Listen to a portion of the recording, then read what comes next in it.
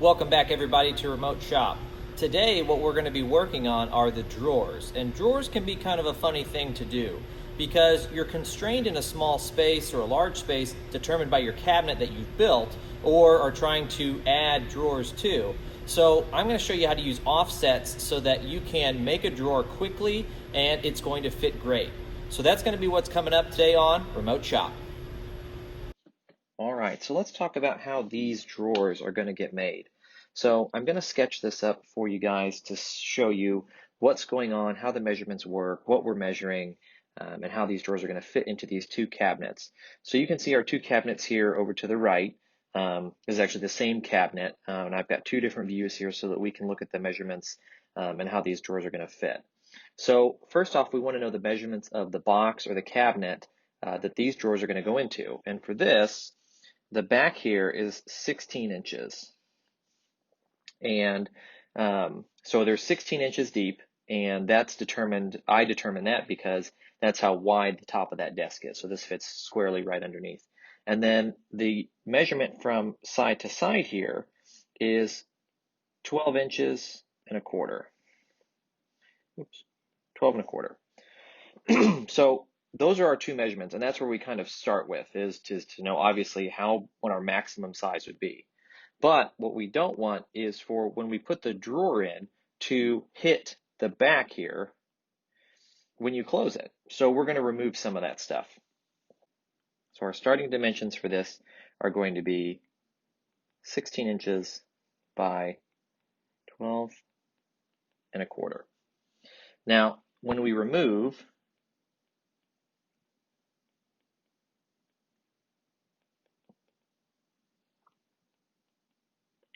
some of the back, that equals to be 15 and 3/4. We don't really need to remove a lot. We just want to make sure that when the cabinet or when the drawer closes, that it's not going to smack the back of the cabinet and make a loud bang, or it to affect its functionality later on by always hitting the back of the cabinet. So that's why we have removed a 1/4 inch here on the back of the cabinet. Okay. So now what we need to do is we need to measure for the sides where the slides are going to go, because our slides, okay, they're going to be affixed here, here, and here. Those are going to be where the slides affix to the side of our cabinet. And we need to take those into account as well as the sides of our drawer so that everything fits well. So take a look at this, and this will show the measurement of our sides put together, because there's two sides, as well as both of the slides. Okay, I know that's kind of rough saying, especially here on camera, is sides and slides, but you want to take both slides and both sides and take a measurement for that. And for that, you can see the measurement is 2.5 or so. Okay, and so with that 2.5, that's a little bit over, and that's okay because the slides actually have a little bit of play in them. So they work really well when they're pulled out just a little versus being pushed in to the maximum width of our cabinet. So if we take our measurement of 2.5 and subtract that from our width, then that gives us 9 3/4. So as you can see, our original width was 12 1/4. So we got to remove some for slides and sides. So that measurement, removing for slides and sides for my project here, is 2.5. So with that, that equals 9 3/4.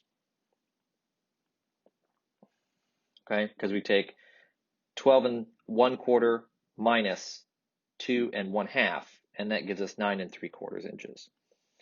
So now we've got those two measurements, and we have to now remove for the front and the back panels. And so now that I'm going to remove for the front and back panels, take a look at this measurement here. As you can see, it's 1.5 inches.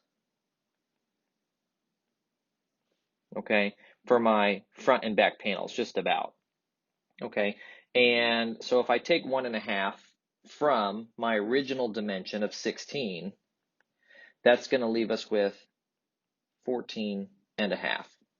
So my final box base, or my final drawer base, I should say, my final drawer base is going to be 14.5 by 9 3/4.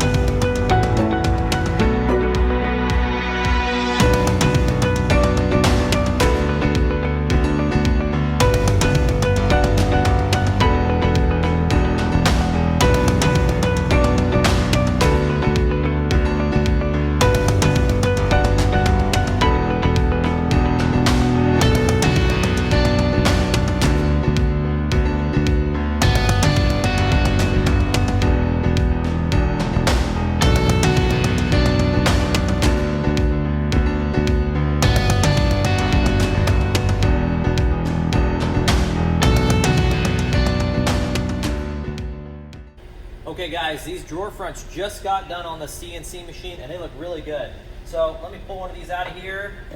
Nice. So these are going to be the fronts of our drawers in each of our cabinets. So a lot of space here to be able to pull that drawer out and a lot of storage in here. So I've got two 6-inch drawers here, and then I've got a 12-inch drawer. I've got two 8-inch drawers here, and then I've got two 4-inch drawers.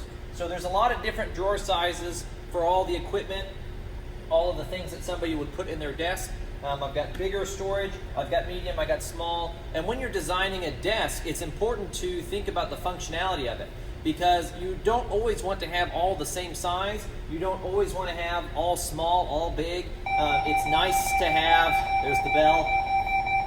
Okay, so now that the bell's done, it's nice to have all of this functionality because you never know what you're going to have. You may have larger items, you may have smaller items, you may get new stuff, and you want to be able to incorporate that in a desk that hopefully is going to last more than a few years. So having the functionality of multiple sizes is great, especially when designing and giving to somebody else. Like I was saying, these drawer fronts are going to help us decide how tall the sides of the drawers need to be. I've taken this measurement so that we have an 1/8 inch gap around each of the drawers. So as we put those together, you'll see that these are going to fit together with an 1/8 inch gap. And it's hard to do here, but an 1/8 inch gap, something like that. All right, between each drawer. So they'll be fairly close, which is why I wanted good sized handholds so that you could grab your hand, get your hand on there and pull it out. So next up, what we're going to be doing is the sides here so that we can get these drawers knocked out. So stay tuned.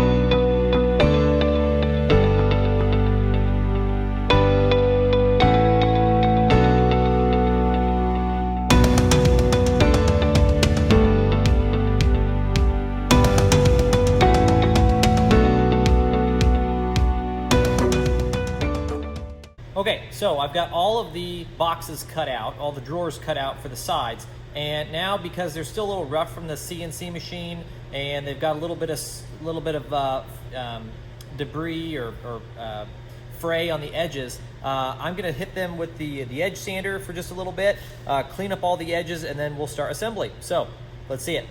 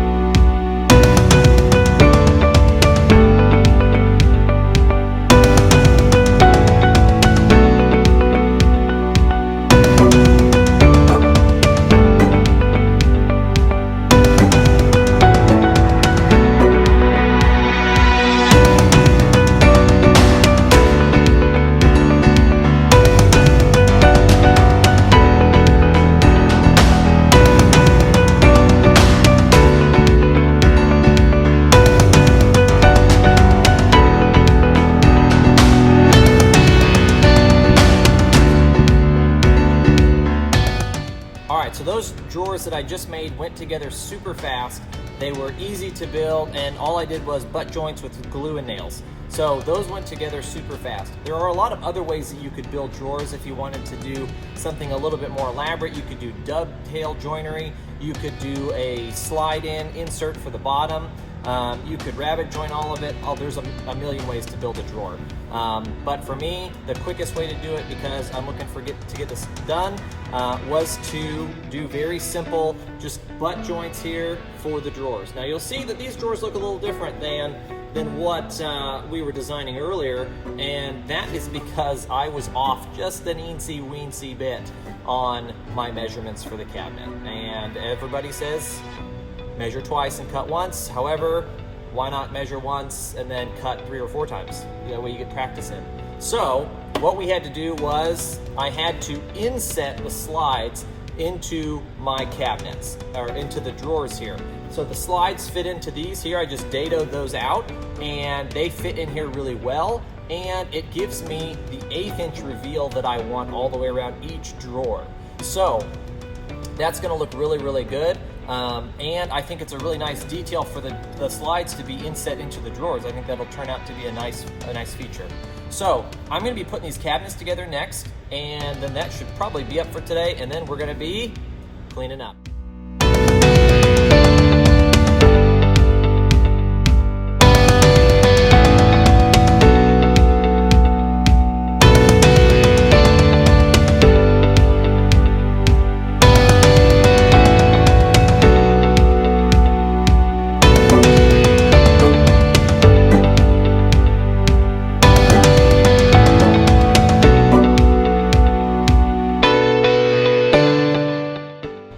All right, everybody, that's it for today. We have a lot accomplished today. We got the drawers assembled, we got the drawers cut out, sanded, we got the cabinets built, and we are ready to put those together in the next video. Coming up, we've got the laminate, which I did the other day with a buddy. We put that laminate on with contact cement, and so that video is coming out in a few days or so. So that's done, and I'm excited to show you guys how that turned out. If you follow me on Twitter, @aherbie, then you can see some of the sneak peeks that we've got, how things are going, some things that are going on behind the scenes. So make sure you follow me on Twitter. If you like what we're doing here in the shop, if you want to support this channel, then you can hit that like and subscribe button, and make sure you go back and watch the videos that we've done before this so you know where we're at. So for next time, we're going to be doing a lot of the laminate work and putting that together, then finally putting this thing together. It's been 2 weeks now since we started this, so I'm really excited about how it's coming together, and hopefully it's going to be a great project. So until next time, this is Remote Shop, and I'll see you guys later.